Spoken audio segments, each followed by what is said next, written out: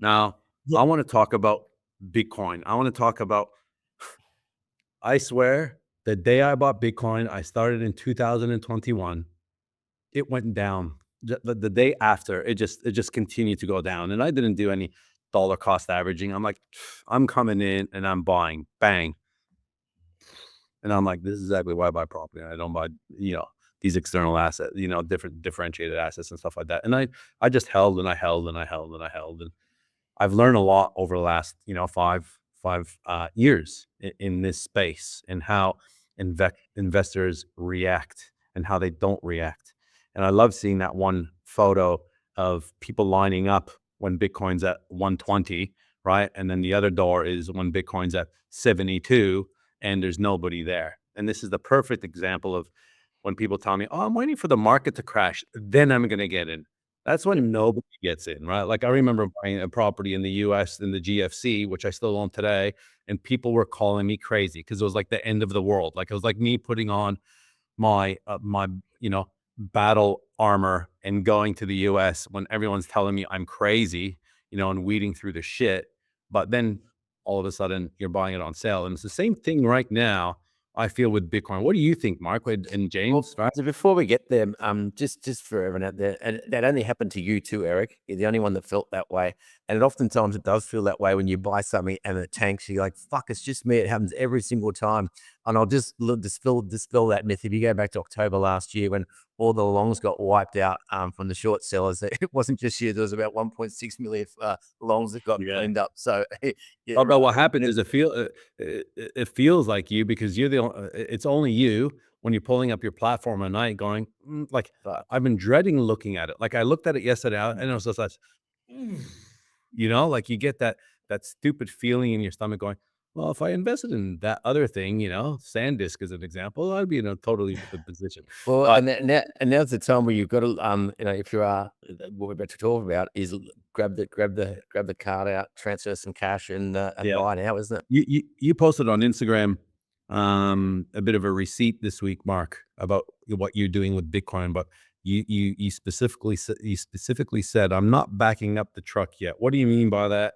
What are your thoughts for the viewers on what's happening with Yeah, that? so back in December when we did a pod in studio when Adam was in town, and I said the week before, if we fall below 97, like, the party's over for now. We fell below 97, and then recently we lost 92, and then so in December I said that I was selling everyone. I said I was keeping my hodl stack of Bitcoin, selling all my family's Bitcoin, because if it goes lower, I can buy it back at half price. If it goes higher, I'll buy it back higher. No, nothing lost. Last week I posted when it was like 88. I posted that 92 was resistance, and it's unlikely to go above it. And the next acceptance zone would be, I'll share screen with you. Yep. And Make sure you pull that up, Jerome.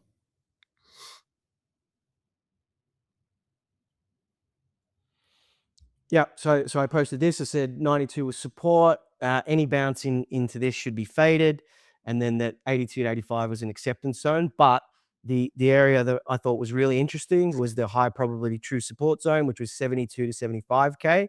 I didn't think it'd get there so quick, but we got there, and that aligns with previous bear markets. Everyone was saying the four-year cycle is done, but it looks like it's playing out exactly like it did last time. And this is the first level where I reckon is strong support. So we should see a bounce here. If we don't see a bounce here, we're going down to the 50s, 50 to 60s for sure. And then the extreme tail support, I think, is at 58 to 62.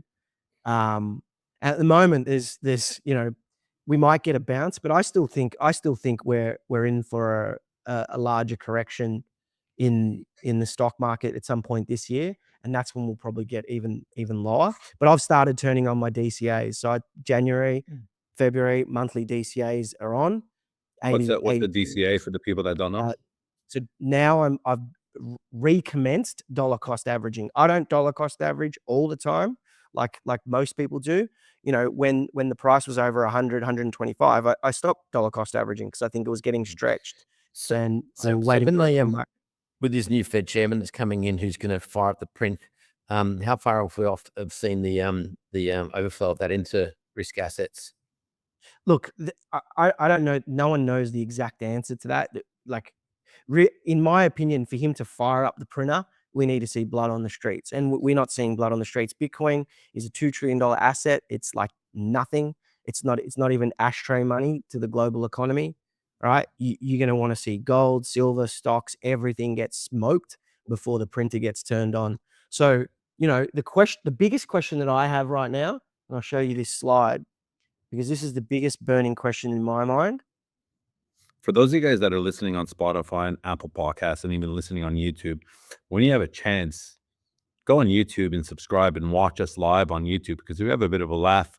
You can see these sneaky smiles when Mark thinks he's right, and these sneaky smiles when Raf is not paying any tax in Dubai. And some of these awesome charts that Mark puts together. Like, I must admit, Mark, you do the work, right? Like, a lot of people will just sit there and complain, why is it going down? Why is it going up? But you're actually spending hours and hours a day doing the work. And we're so grateful to be, with you, obviously, because we get the benefit of looking at all this. So well done, man. Thanks, dude. Thanks. So a lot of people were posting this chart, the divergence between global liquidity, gold and silver, and Bitcoin, when Bitcoin was like 96,000, saying that it's Bitcoin's chance to catch up. And I thought that was bullshit. I've always thought that Bitcoin is a bit of a leading indicator, not a lagging indicator. So what's really interesting to me at the moment is you could argue gold and silver have caught up after being suppressed for many, many years. But there's also a case to be made that global liquidity might actually be peaking. So the other way for these lines to converge rather than Bitcoin go up is for these things to start coming down and then meeting in the middle somewhere, right? So the biggest question that I have from a macro and investments and trading point of view at the moment is, has global liquidity peaked, and is that big market sell-off coming, which then may usher in the big print. But yeah, and then if you look at Bitcoin on its own, I think we have a date with that lower trend line that it always tags in bear markets. Every bear market, it's come down and tagged that 200 moving average, which would be around that 50-60 mark that I said earlier.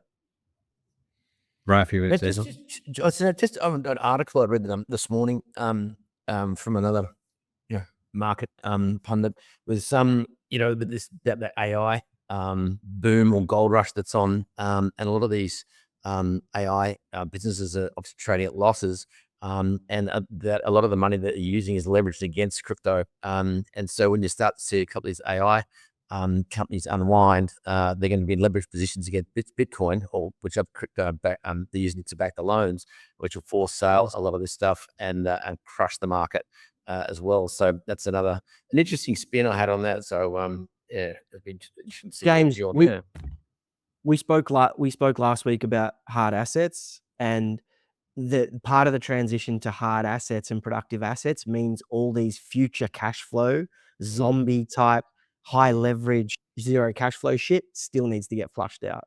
Yeah, and I guess the correlation was that a lot of it was backed by crypto. So when they get flushed and there's forced selling, it could also have another impact on the like downward pressure. The initial dream of crypto was for it to be decentralized, right? So we're not as dependent on fiat.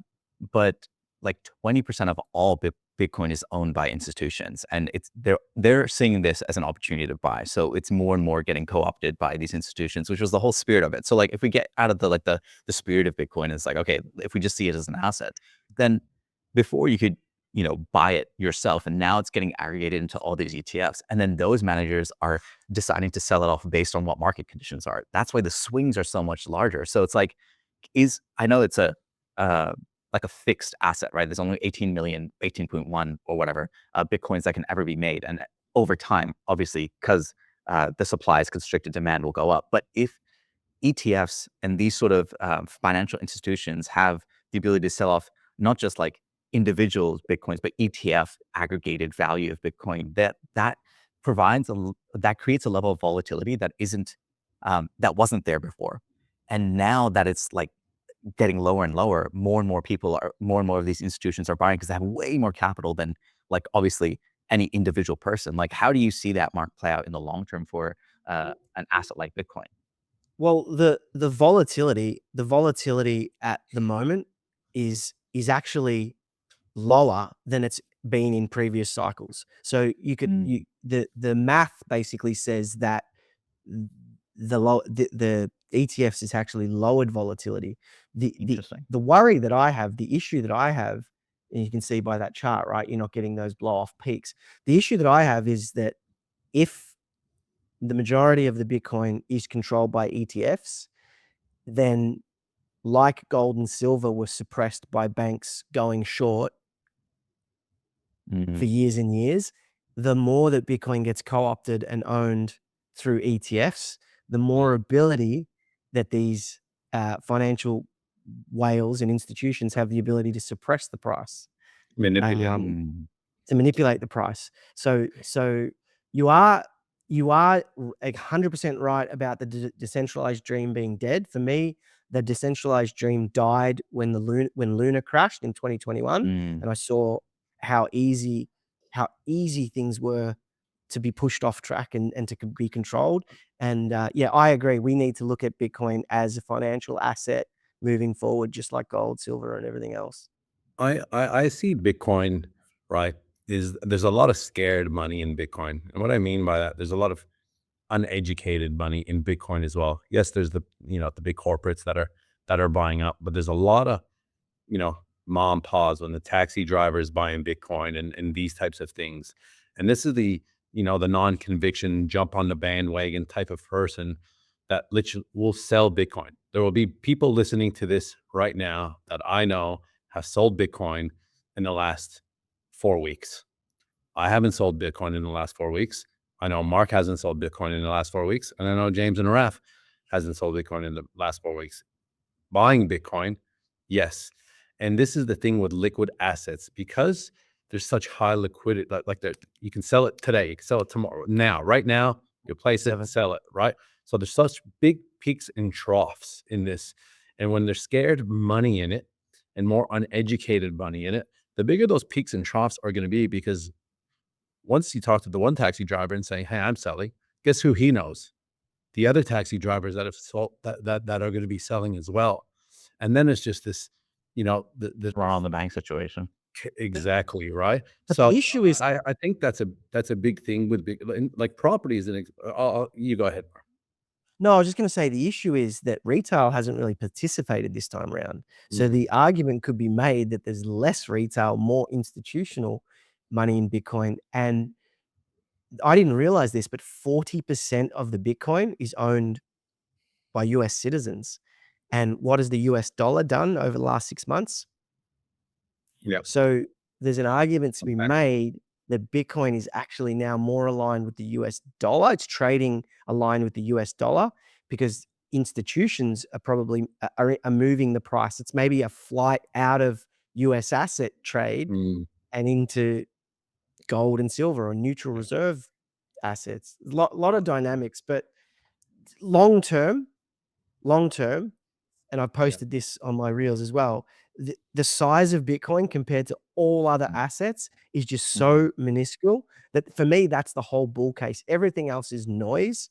This is something that you want to own long term. Do I want to own long term? Not going to give financial advice because the size of it is so goddamn small. Mark, compared to if people other are assets. listening, like definitions are important, right? So for some people, long term is 6 months. But when you're talking about long term, what do you mean by that from a time perspective? 'Cause I think that's five to important. 10 years. Within 5 to 10 years, it's $1 million in my opinion.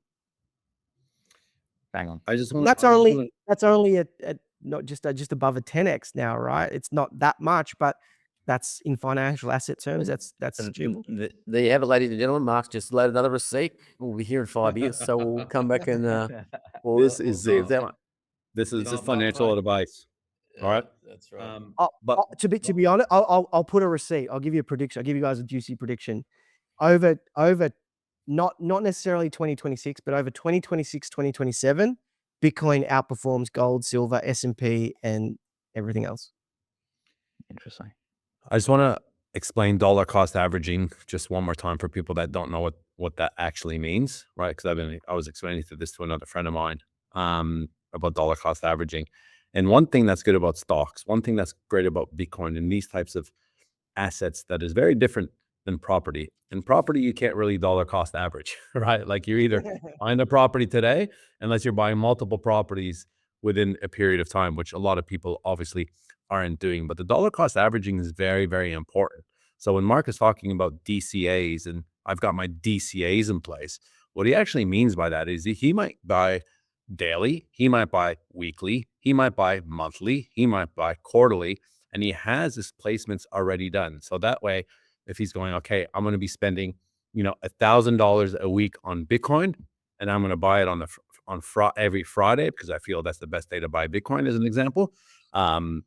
That's actually happening. And Friday might be 72,000, and then the next Friday might be 71,000, and then the next day, the next Friday might be 75,000, and then 6 months from now it might be 82,000. And so that way, you're not all going in, with all of the money that you have and buying it at one price. You're spreading the risk over time. So that way you can say, okay, you know what, I bought 500 grand's worth of Bitcoin at an average price of X, rather than buying 500 grand of Bitcoin in one hit. And you could have been paying, 5, 10, 15, 20% higher, as an example, like what I did in 2021. I didn't dollar cost average, right?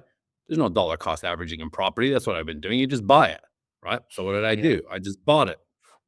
And then what And the happens dollar is you start cost learning and averaging- going, Yeah. yep. Exactly. It just removes the emotionality out of it. I think that's the thing. Like if you believe in the long-term like projection of any sort of like stocks or Bitcoin, if you just have your dollar cost averaging, it's like, okay, I have my main thing, whether it's my business or like my like income that I'm getting from my job. It's like, all right, cool. Well, I know this is my long-term play, and there's no emotionality. Like you're not, you don't have to have diamond hands or paper hands. You don't even think about that. You delete that paradigm from your mind. It's just like literally, this is just what I'm doing, and this is my long-term play for my long-term financial future. That's it, and that's the value of dollar cost averaging for sure. It's the difference between tactics and strategy, right? Like your strategy might be to buy Bitcoin because you believe that it's going to be $1 million over 10 years, but you can lose money over that period and get that right. And I know because I've lost money having the right strategy, the right direction, and just having the shittest tactics and trying to trade in and out and being too cute, and the emotion gets the better of you. So that is a tactical way to back up your strategy and to protect yourself from the emotional swings and the highs and lows.